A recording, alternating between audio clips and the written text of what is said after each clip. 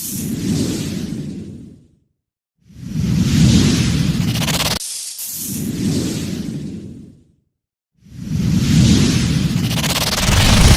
న్యూస్కి స్వాగతం. నా పేరు కిరణ్ కుమార్. ఇప్పుడు హెడ్లైన్స్. విశాఖపట్నం డిస్ట్రిక్ట్ ఒలింపిక్స్ నూతన కార్యవర్గం ఎన్నికలు జరిగాయి. అసోసియేషన్ కార్యకలాపాలు అంత సజావుగా సాగట్లేదు అని ఎలక్షన్లు పెట్టాలని డిసైడ్ అయ్యాం. అది 3 నెలల నుంచి చాలా మందితో మాట్లాడుతూ ఇక్కడ ఉన్నటువంటి మనస్పర్ధలు ఏమైనా ఉన్నప్పటికీ అవన్నింటినీ స్పోర్ట్స్ బాడీస్ అందరినీ తీసుకురావాలని బాడీగా తీర్మానం చేయడం జరిగింది. దాన్ని మళ్ళీ మార్చి నెల 16వ తారీఖు నాడు అందరినీ ఇతర ప్రయత్నాలు జరిగాయి. వాళ్ళకి కూడా మేము అందరినీ ఆహ్వానించాం. చాలామంది మెంబర్షిప్ పునరుద్ధరించారు.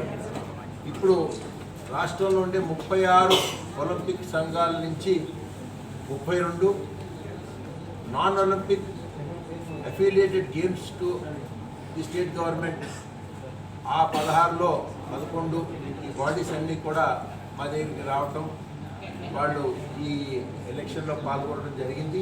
నంబర్తో సహా ఇందులో ఉన్నాయి.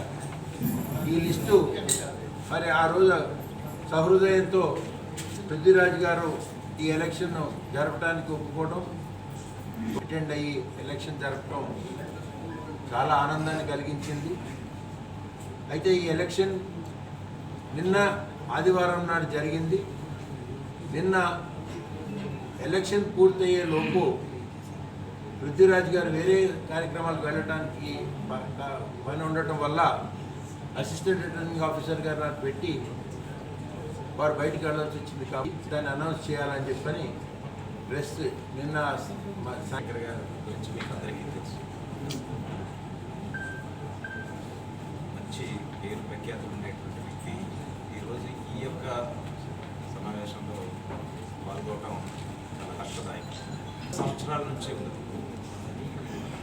దురదృష్టం కొన్ని అనివార్య కారణాల వల్ల ఈ అసోసియేషన్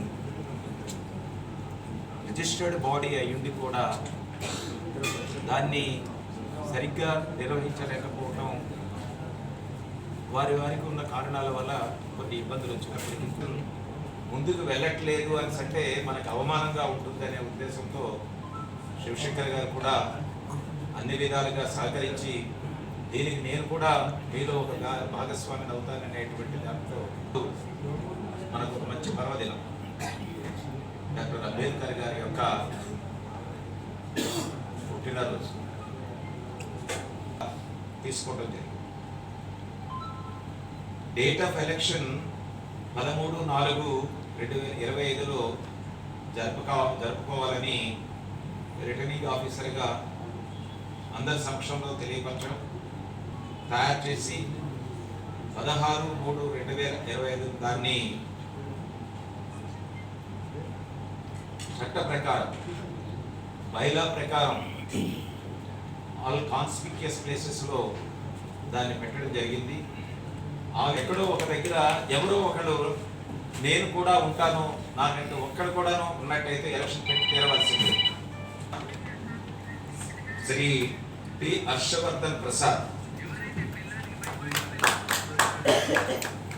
వారు నైకొండో ఆంధ్రప్రదేశ్ ఏగా వ్యవహరిస్తున్నారు. వైస్ ప్రెసిడెంట్గా గణపతిరావు గారు,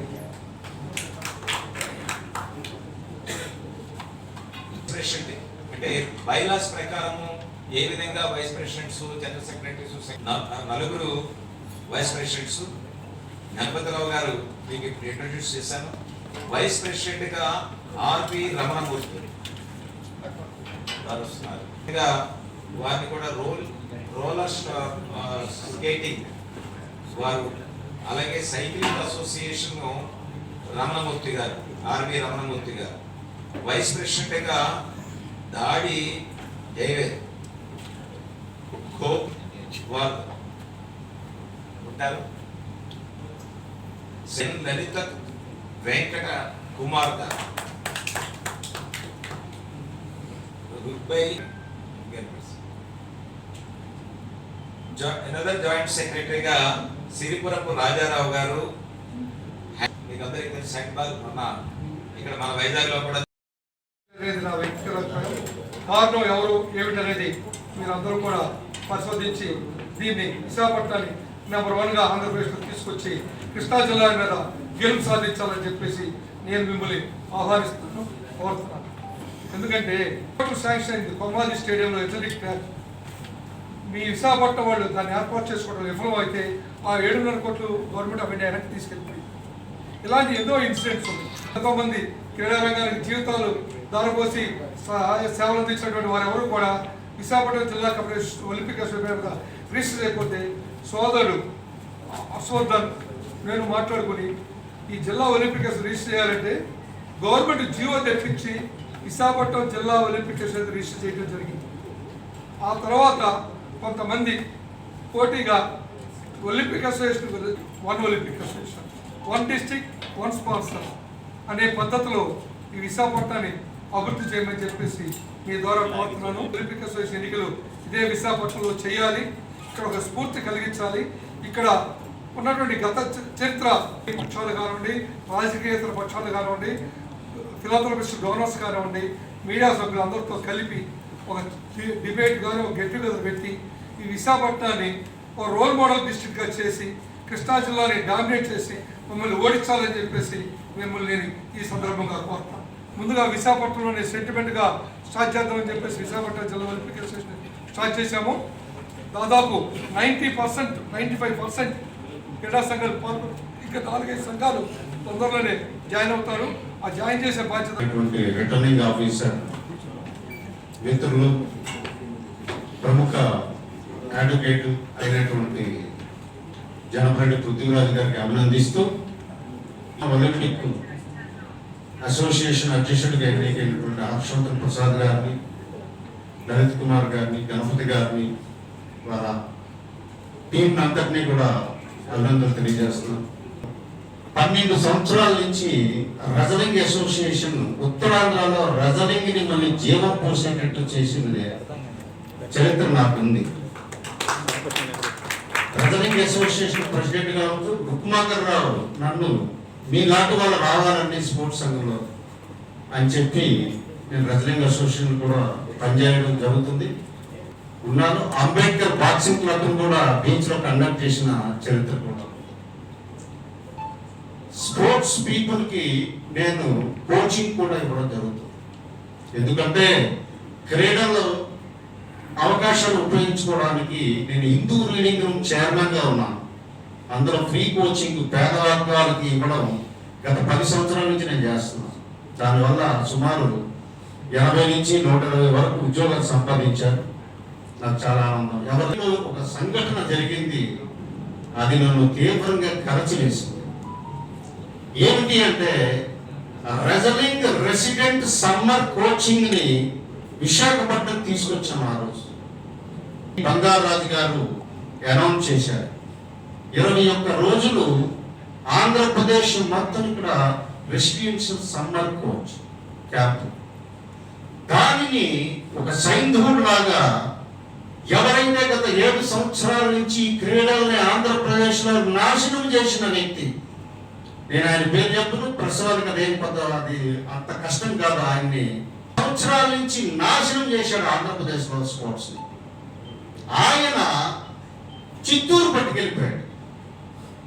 ఇక్కడ డిఎస్డిఓకి మేనేజ్ చేసి, నేను ఒక బ్యూరోక్రాట్ గా పనిచేసాను 28 సంవత్సరాలు. బిఎస్డిఓకి మేనేజ్ చేసి పదం వాడుతున్నాను, అండర్లైన్ ప్లేస్. ఇక్కడ ఆయన ఇచ్చిన రిమార్క్ ఏమిటి అని అంటే, ఆ డిఎస్డిఓ విశాఖపట్నంలో ఇది సమ్మర్ కోచింగ్ చేయడానికి సదుపాయాలు లేవంట. అన్యాయం చేశారు. సిటీ ఆఫ్ డెస్టినీ, ఇది డెస్టినీ ఎటు వెళ్ళిపోయింది, దీన్ని మార్చాలి.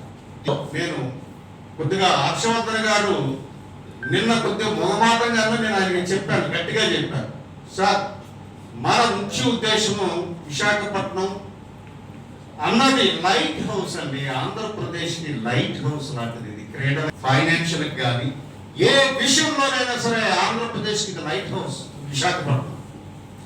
ఇప్పుడే ఆ పేరు ఎందుకు పెట్టారో కానీ పురుషుల్లో ఉత్తముడు పెడతారు, కానీ ఆయన పురుషోత్తముడు రాష్ట్ర క్రీడలు నాశనం చేసిన వ్యక్తి.